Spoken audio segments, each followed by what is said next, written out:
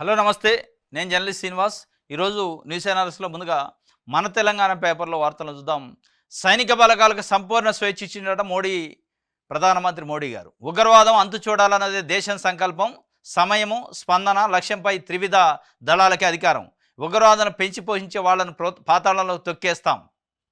పహల్గాంపై కీలక భేటీలో ప్రధాని నరేంద్ర మోడీ వ్యాఖ్యలు. రక్షణ శాఖ మంత్రి రాజ్నాథ్ సింగ్, ఎస్ఎస్ఏ, సిడిఎస్ త్రివిధ దళాలు చీఫ్లు హాజరయ్యారు. నేడు వరుస భేటీలు. సిసిఎస్తో పాటు మోడీ నేతృత్వంలో రాజకీయ వ్యవహారాల కమిటీ భేటీ అయింది. సైనిక బలగాలకు సంపూర్ణ స్వేచ్ఛ ఇచ్చారట. అంటే ఇన్ని రోజులు లేదేమో, ఇన్ని రోజులు వీళ్ళు చేతిలో పెట్టుకున్నారేమో. మరి ఆ సైనిక బలగాలకు స్వేచ్ఛ లేకపోవడం వలన, నిఘా వర్గాలకు స్వేచ్ఛ లేకపోవడం వల్లనే ఉగ్రవాదులు వచ్చి మన దేశంలో జొరబడి మతం అడిగి తలకాయల పిచ్చల్ని పిట్టలు కాల్చినట్టు కాల్చితే మనుషుల్ని అర్థం కాని పరిస్థితుల్లో ప్రభుత్వం ఉందా? అంత సమర్థమైన సమాచారం లేదా? కాబట్టి ఇప్పుడు స్వేచ్ఛ ఇస్తాను. ఇది ఒక భాగం. ఇది ఒక భాగం అయితే అసలు ఈ స్వేచ్ఛ వల్ల వచ్చే ఫలితం ఏంది? మీరు ఇచ్చే స్వేచ్ఛ వల్ల నిజంగానే భారతదేశానికి ఉపశమనం అయితే, నిజంగానే పాకిస్తాన్ పెంచి పోస్తున్న ఉగ్రవాద సంస్థలకి గుండెల్లో దడబుట్టే అవకాశం ఉందా? వాళ్ళని తుదముట్టిస్తారా? ఇక శాశ్వతమైన పరిష్కారం దొరికిందా? అది భారతదేశంలో 140 కోట్ల మంది భారత పౌరులకి మోడీ గారు ఆ విశ్వాసాన్ని కల్పించాలి. ఆ విశ్వాసం లేకపోగా అనేక అనుమానాలకు తావస్తుంది. ఏమవుతుంది దాదాపు దీని తర్వాత?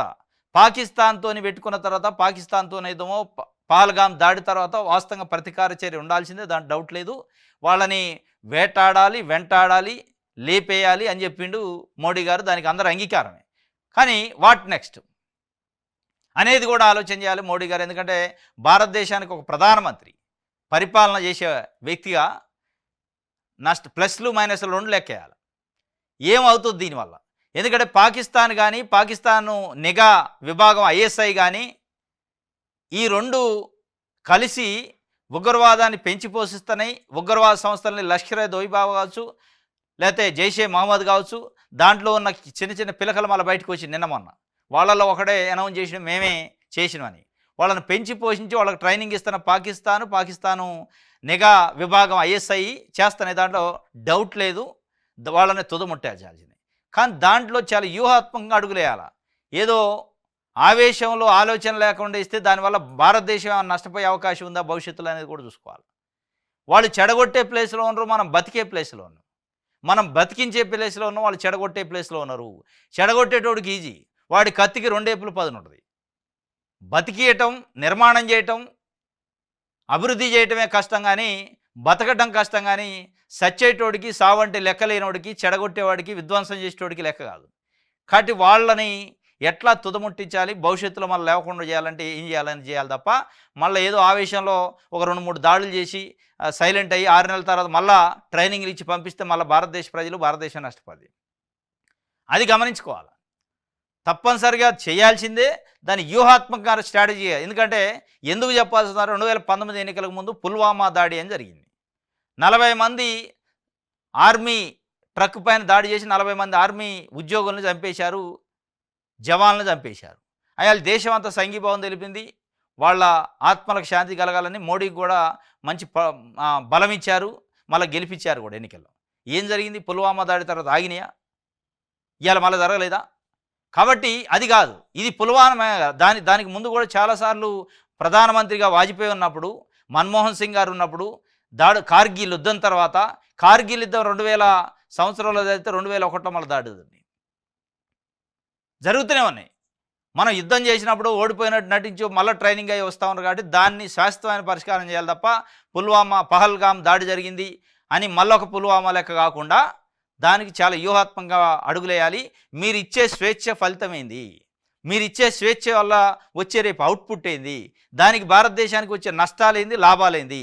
ఈ రెండు బేరీ చేసుకొని 140 కోట్ల మంది జాతి ప్రజలకి మీరు అభయం ఇవ్వాల్సిన అవసరం ఉంది, ఒక సందేశాన్ని ఇవ్వాల్సిన అవసరం ఉంది ప్రధానమంత్రి నరేంద్ర మోడీ. మరి ఏం చేస్తారో చూడాలి.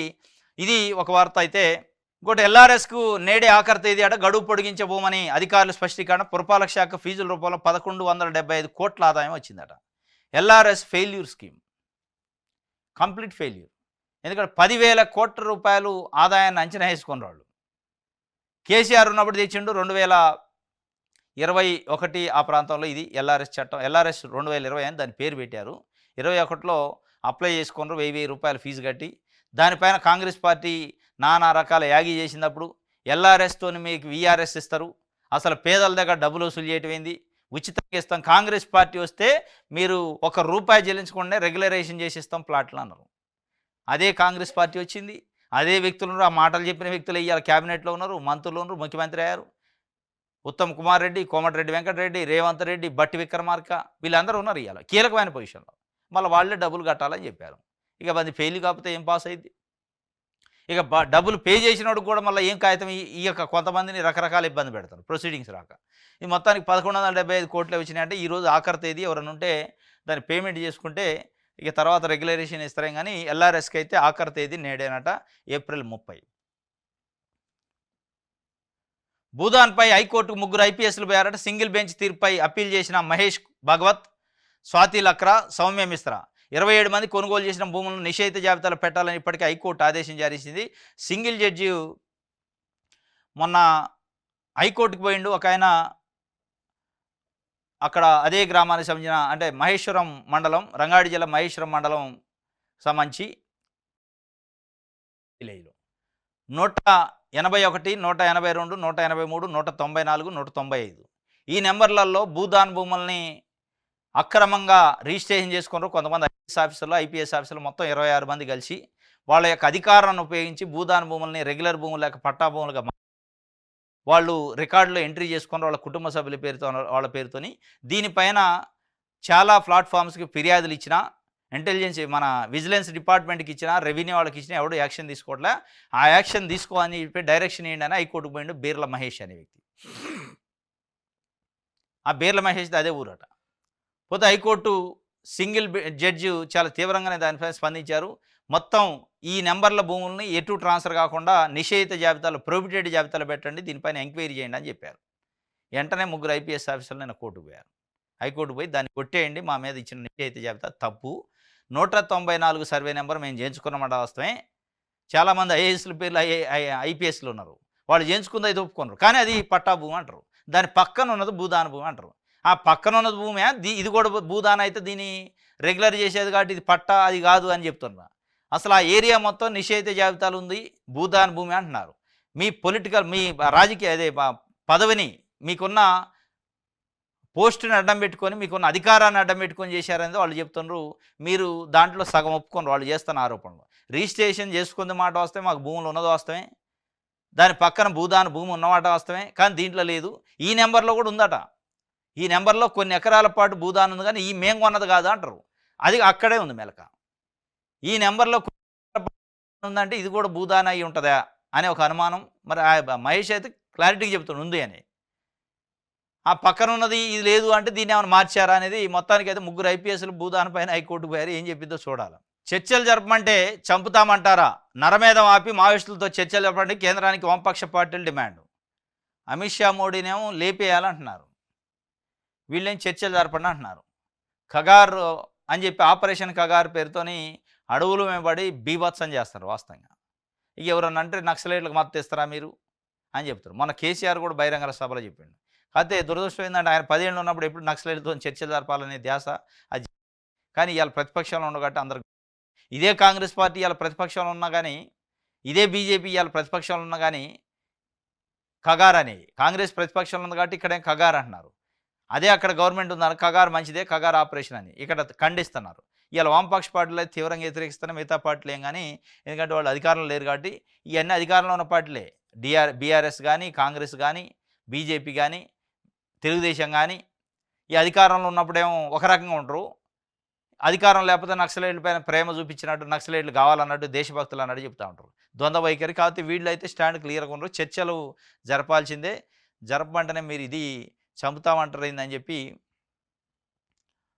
ఒక వార్త ఇచ్చారు.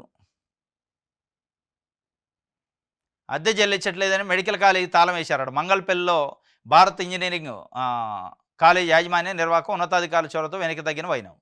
రంగారెడ్డి జిల్లాలో అద్దె చెల్లించడం లేదు, వైద్య కళాశాల తాళం వేసింది ఓ ఇంజనీరింగ్ కళాశాల యాజమాన్యం. వివరాల్లోకి వెళితే రంగారెడ్డి జిల్లా ఇబ్రహీంపట్నం మండల పరిధిలో మంగళపల్లిలో సమీపంలో గల భారత్ ఇంజనీరింగ్ కాలేజీ చెందిన భవనంలో మహేశ్వరం మెడికల్ కాలేజీ ఉందట.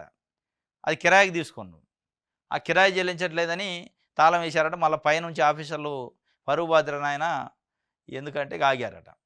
కర్మేణ్య వాదకారస్తే అట మా ఫలేషు కదాచన కర్మేణ్య వాది కరాస్తే మా ఫలేషు కదాచన అని చెప్పి Smita Sabharwal senior IAS officer. KCR ముఖ్యమంత్రిగా ఉన్నప్పుడు 10 ఏళ్ళు ఆమె ఆడిందే ఆట పాడిందే పాట, చాలా ప్రయారిటీ ఉంది. సీఎంఓలో చాలా ముఖ్యమైన అధికారి. ఎక్కడ పోయిన హెలికాప్టరు, ఎక్కడ దిగినా ఎక్కిన హెలికాప్టరే. ఒక రకంగా ఒక విఐపి ప్రోటోకాల్, ఒక ముఖ్యమంత్రి హోదాలో తిరిగిందామె. ఇప్పుడు రేవంత్ రెడ్డి రాగానే ఆమె లూప్ హోల్లో టూరిజంలో వేసిండు. దాని తర్వాత నిన్న మొన్న ట్రాన్స్ఫర్స్లో ఇక ఫైనాన్స్ కమిషన్లో ఏదో మెంబర్ సెక్రటరీగా వేసిండు. దాని తర్వాత ఆమె వేసింది ఏమి నిన్న ట్విట్టర్లో పెట్టింది. అంతకుముందే గచ్చిబౌలి భూములపైన పదే గవర్నమెంట్కి కొంత ఇబ్బంది కలిగే విధంగా ఎక్స్లో పోస్టులు చేస్తూ ఉంది. ఆ పోస్టుల పైన మరి సీరియస్ అయ్యిండే రేవంత్ రెడ్డి గారు. మొత్తానికి ఆమెను తీసి మళ్ళీ ఇంకా అప్రాధాన్యం పోస్టులు వేసిండు. దాని తర్వాత ఆమె ఇది వేసింది, కర్మేణ్య వాదికారస్తే మా ఫలేష్ కదా చన, అంటే మనం కర్మ చేయటం వరకే కానీ మనం పని చేయటమే కానీ ఫలితాన్ని మనం ఆశించవద్దు, ఫలితం అదే చూసుకుంటుంది. నేను టూరిజంలో వేస్తే టూరిజంలో పని చేసిన ఫలితం వచ్చింది, ఇప్పుడు ఎక్కడ వేసినా పని చేస్తూనే ఉంటా, నన్ను మీరేదో మీరిచ్చే గుర్తింపు నాకు అవసరం లేదని ఒక పద్ధతిలో ఇండైరెక్ట్గా చెప్పింది.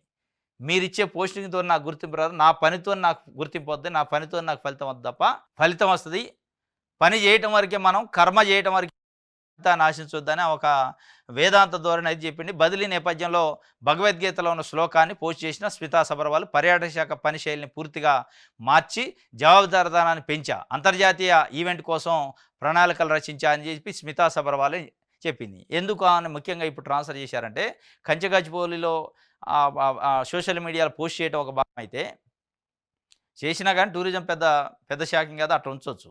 అక్కడ నుంచి ఎందుకు చేశారంటే, ఇప్పుడు మిస్ అందాల పోటీలు ఉన్నాయి, ఆ అందాల పోటీలకు సంబంధించి కీలకం అయింది మళ్ళీ, ఎందుకంటే ఆ టూరిజం శాఖ కదా కీలకమై మళ్ళీ పబ్లిసిటీ ప్రయారిటీ ఎందుకు ఇవ్వాలా అని చెప్పి ఆమెను పక్కకు పెట్టారు. మొత్తానికి అయితే తీసి పక్కకు పడేశారు. కాళేశ్వరం బాధ్యులను వదలం, ఎవరు చెప్పారు వదలమని? కేసీఆర్ అయినా అధికారులైనా ఎవరినైనా చర్యలు తప్పవు. ఎన్డీఎస్ఏ నివేదికపై కేబినెట్లో చర్చించి నిర్ణయం తీసుకుంటాం. బ్యారేజీలను రిజర్వాయర్లుగా వినియోగించినందుకనే విఫలమైంది. తమ్మిడేటు వద్ద నీటి లభ్యతపై తప్పుడు ప్రచారం చేశారు. బ్యారేజీల వైఫల్యంపై మంత్రి పవర్ పాయింట్ ప్రజెంటేషన్ ఇచ్చిండు. కేబినెట్లో చర్చించి నిర్ణయం తీసుకుంటారట. మరి ఆ కేబినెట్లో చర్చించాకనే బయట పెట్టి తప్పిపోతేగా ముందే ఎందుకు పెట్టారు? కాళేశ్వరం బాధ్యుల్ని వదలం, బాధ్యులను అంటే బాధితులను వదలరా, నేను తప్పు చేసిన వదలరా? ఎవరు వదలమన్నారు? 18 నెలలు అయింది మీరు వచ్చి. పీసీ ఘోష్ ఆధ్వర్యంలో, జస్టిస్ పీసీ ఘోష్ గారి ఆధ్వర్యంలో కమిషన్ వేశారు. ఎడిపోయింది ఆ కమిషన్ రిపోర్ట్ ఎడిపోయింది. మరి ఆ కమిషన్ రిపోర్ట్ను కూడా ఇట్లా బయట పెట్టచ్చు కదా. ఎన్డీఎస్ఏ ఇచ్చింది, దానిపైన పవర్ పాయింట్ ప్రజెంటేషన్ ఇచ్చిండు. వదలం అంటుండు. నేను లేస్తే బతుకు అని కూర్చొని లేవలేనోడు చెప్పినట్టే ఉంది ఇది. కేసీఆర్ ఆరాంసే ఫామ్ హౌస్లో ఉండు, కేటీఆర్ హరీష్ రావు మంచిగా బయట తిరుగుతూనే ఉండరు, పెద్ద మాటలు మీటింగ్లు మాట్లాడుతూనే ఉండరు. మేము వదిలిపెట్టం అంటే ఎవరిని లోపట వేసినట్లేదు, ఎవరిని పట్టుకున్నట్లేదు. ఏదో అంతా పట్టుకుంటే గవర్నమెంట్ గట్టిగా కేసీఆర్ ఫ్యామిలీని అప్పుడున్న అధికారులను పట్టుకుంటుంటే ప్రజలు వదిలిపెట్టండి అంటే నేను వదలను అన్నట్టు ఉంది ఇది. నువ్వు పట్టుకుంది లేదు, ఆడ వదిలేదు లేదు. అది అయ్యేది కాదు, పోయేది కాదు. మీకే గందరగోళం ఉంది. అయోమయం జగన్నాథం. మీరు పట్టుకునేది ఎప్పుడు, లోపట వేసేది ఎప్పుడు? డీజీపీ పేర్ల జాబితా వెనక్కి వచ్చిందట, రాష్ట్రానికి తిప్పి యూపీఎస్సీ. ఇక ఇట్లుంటుంది మంది గందరగోళం. ఇక నేను పట్టుకుంటే వదలన్నాడు. ఒక డీజీపీని ఎంపిక చేసుకోవడానికి, ఒక 4 క్యాబినెట్ మంత్రులను నియమించుకోవడానికి మయం జగన్నాథం చేస్తాను. డీజీపీకి కూడా 8 పేర్లు పంపుతాడు యూపీపీఎస్సీకి. ఒక 2, 3 పంపుతారు ఎవరన్నా. 8 పేర్లు పంపితే ఇదేంద్రా ఆయన, ఇది వాళ్ళు మీరు గవర్నమెంట్ నడుపుతున్నారా ఏం నడుపుతున్నారా అని తిప్పి పంపారు. ఇది కాదు పద్ధతి, ఒక 3, 2 పండి దాంట్లో మేము సెలెక్ట్ చేసి పంపిస్తాం అన్నాడు. ఇప్పటికి ఇక మన చేతిలో పేరు ఉంది, కాగితం ఉంది, పెన్ను ఉందని చెప్పి అంటే ఆయన పేర్లు రాస్తే వాళ్ళు సెలెక్ట్ చేయాలి. అది కొత్త డీజీపీ కోసం పంపారట. కొత్త డీజీపీ ఎంపిక 8 మంది ఐపీఎస్ల పేర్లు జాబితా ఇటీవల పంపిన రాష్ట్ర ప్రభుత్వం. వారిలో ఇద్దరికి మిగిలిన సర్వీస్ 6 నెలల్లోపే ఉందట. ఇది నిబంధనలకు విరుద్ధం అన్న యూపీపీఎస్సీ తాజా జాబితా పంపాలని రాష్ట్రానికి సూచన. యూపీపీఎస్సీకి డీజీపీల ఎంపిక జాబితా పంపేటప్పుడు నిబంధనలు ఏముంటాయో కనీసం తెలవని పరిస్థితులు అధికారులు ఉంటే, ముఖ్యమంత్రి గారు ఉంటే ఏం చేయాలి? ఎంత పరుగు పోద్ది?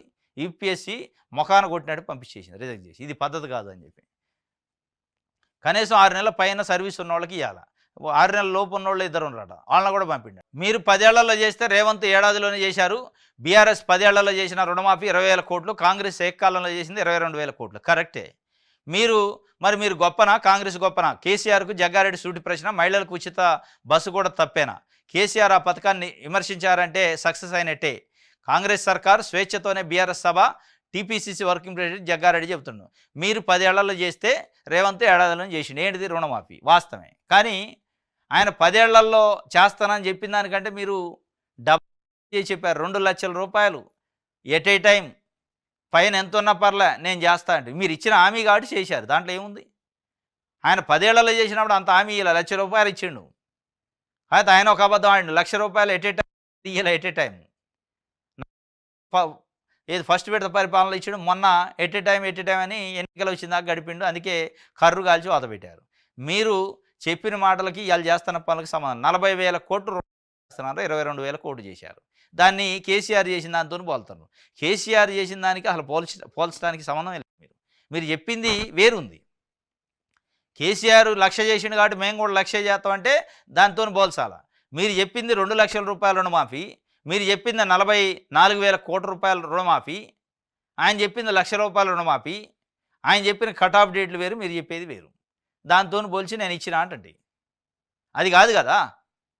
ఉద్యోగాలు నింపే విషయంలో కూడా అదే అంటున్నారు. 2 లక్షల ఉద్యోగాలు 1 సంవత్సరం లోపల మొదటి సంవత్సరంలో భర్తీ చేస్తామని కాంగ్రెస్ పార్టీ మేనిఫెస్టోలో చెప్పింది. ఇప్పుడు చేయలే. 50,000 చేశారు. 50,000 కేసీఆర్కి పోల్చి కేసీఆర్ అవన్నీ చేయలేదు, ఆయనకు ఓడించింది. ఇది జగ్గారెడ్డి గారు చెప్తుంటే 20,000 కోట్లు ఏకకాలంలో చేసిండు అని చెప్పి సాక్షి పేపర్. నేడు 1 గంటకు 10th ఫలితాలు విడుదల ఉన్నాయి. తెలంగాణ రాష్ట్రంలో SSC exam 10th class exam రాసిన వాళ్ళకి ఈరోజు 1 గంటకి ముఖ్యమంత్రి రేవంత్ రెడ్డి గారు, ఉప ముఖ్యమంత్రి బట్టి విక్రమార్క ఇద్దరు కలిసి రిలీజ్ చేస్తారట 1ంటికి. ఇది ఒక వార్త. దాంట్లో ఈసారి ట్విస్ట్ ఏంటంటే మార్కులు కూడా ఇస్తున్నారు. ఇదివరకు ఏం గ్రేడ్లు ఇస్తారు, గ్రేడ్లతో పాటు మార్కులు ఎంత అనేది కూడా ఇస్తున్నారట. పాస్బుక్ ఉంటేనే తహసీల్దార్ అట, లేదంటే ఆర్డీఓకి పోద్దట. ఏది? భూభారత్లో వారసత్వ హక్కుల బదలాయింపుపై రెవెన్యూ శాఖ స్పష్టత.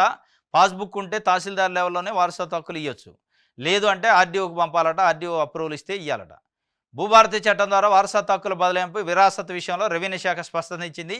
విరాసత్ ప్రక్రియ పూర్తి చేసే విషయంలో అనుసరించాల్సిన నిబంధనలు పేర్కొంటూ అన్ని జిల్లాల కలెక్టర్లు, భూపరిపాలన ప్రధాన కమిషనర్ కార్యాలయం సర్క్యులర్ పంపిందట. ఈ సర్క్యులర్ ప్రకారం వారసత్వ హక్కుల బదిలీ కోరే సమయంలో ఆ భూమికి పాస్ పుస్తకం ఉన్నట్టయితే తహసీల్దార్ స్థాయిలోనే రిజిస్ట్రేషన్ ప్రక్రియను పూర్తి చేయాల్సి ఉంటుంది. పాస్ పుస్తకం లేని పక్షంలో తహసీల్దార్ నివేదిక మేరకు రెవెన్యూ డివిజనల్ అధికారి అనుమతి ఇవ్వాల్సి ఉంటుంది. సీసీఎల్ఏ పంపిన ఆర్ఓఆర్ ఒక సర్క్యులర్ ఇచ్చింది విరాసత్ విషయంలో, అంటే వారసత్వ భూముల విషయంలో. ఇదివరకు ఆర్డీఓ పాత్ర లేదు, ఇప్పుడు ఆర్డీఓకి మళ్ళీ అధికారం ఇచ్చారు. రైట్. ఇది సాక్షికి సంబంధించి. కమిషన్ల కాళేశ్వరం లోపాల పుట్ట, ఇది దేశ చరిత్రలోని అతిపెద్ద మానవ తప్పిదం అని మంత్రి ఉత్తమ్ కుమార్ రెడ్డి నిన్న పవర్ పాయింట్ ప్రజెంటేషన్లో చెప్పిండు. మరి ఈ దేశంలోనే అత్యంత పెద్ద కుంభకోణం మానవ తప్పిదం అంటున్నారు. ఒకరిని అరెస్ట్ చేసింది లేదు, ఒకరిని లోపటేసింది లేదు. అది ఎన్డీఏ రిపోర్టు, ఎన్డీఎస్ఏది కాదని హరీష్ రావు చెప్తుండు. వాళ్ళు విభేదిస్తారు ఆ రిపోర్టుతోని. విభేదిస్తారు, వాళ్ళ మీదకి వస్తుంది కాబట్టి విభేదిస్తారు కదా. దాంట్లో పెద్ద ఆశ్చర్యం లేదు, అందులో ఏం లేదు. శ్రీతేజ్ అని ఆయన నిన్న కిమ్స్ హాస్పిటల్ నుండి డిశ్చార్జ్ అయ్యిండు. సంధ్యా థియేటర్ దగ్గర December 4, 2024 రోజు పుష్ప 2 సినిమా ప్రీమియర్ షోకి ఆయన వెళ్ళిండు. అల్లు అర్జున్ వెళ్ళిన సందర్భంలో తొక్కిసలాట జరిగింది. ఒక మహిళ చనిపోయింది. ఆ మహిళతో పాటు వాళ్ళ కొడుకు శ్రీతేజ్ గాయాల పాలై హాస్పిటల్లో ఉండు. దాదాపు 5 నెలలు కిమ్స్ హాస్పిటల్ సికింద్రాబాద్లో ఉండు. 5 నెలల తర్వాత నిన్న డిశ్చార్జ్ అయ్యిండట. దానికి సంబంధించిన ఒక వార్త కూడా ఇచ్చింది, కానీ దొరకట్లే. అది డిశ్చార్జ్ అయితే అయిండు, కానీ ఇంకా మనుషులను గుర్తుపట్టట్లే, మాట్లాడట్లేదు. కనీసం ఏదో స్పూన్ ఫీడింగ్ కొంచెం ఇస్తాడట, కొంచెం కళ్ళు తెరిచి చూస్తాడట. ఇంకా ఇబ్బందికరమైన పరిస్థితి అయినప్పటికీ డిశ్చార్జ్ అయ్యిండు. ఇక కోలుకుంటే కోలుకోవచ్చు అనే ఒక వాతావరణం ఉంది. మొత్తానికి అది నిన్న డిశ్చార్జ్ అయ్యిండు. దానికి సంబంధించిన ఖర్చు అదంతా అల్లు అర్జున్ కొంత పెట్టిండు, ప్రభుత్వం కూడా పెట్టింది అనేది అప్పట్లో చెప్పారు. ఇది ఒక వార్త. ఇది ఈరోజు న్యూస్ ఛానల్స్. రేపు తాజా వార్తలతో తిరిగి కలుసుకుందాం. Thank you.